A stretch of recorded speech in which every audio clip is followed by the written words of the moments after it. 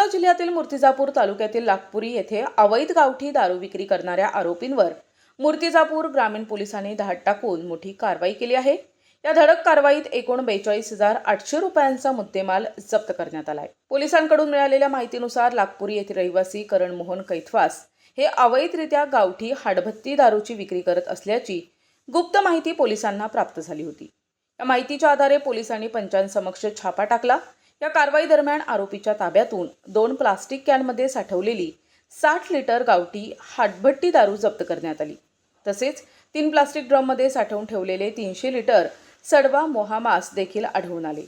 जप्त करण्यात आलेल्या या संपूर्ण मुद्देमालाची एकूण किंमत 42,800 रुपये असल्याचं पोलिसांनी सांगितलंय। या प्रकरणी मूर्तिजापूर ग्रामीण पोलीस ठाण्यात गुन्हा दाखल करण्यात आला असून पुढील तपास पोलीस हवालदार गणेश गावंडे आणि मनीष मालठाणे करत आहेत।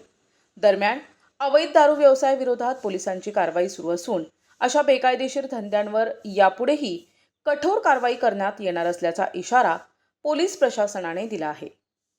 प्रतिनिधी अहम रजा, NTV न्यूज मराठी, मूर्तिजापूर, अकोला।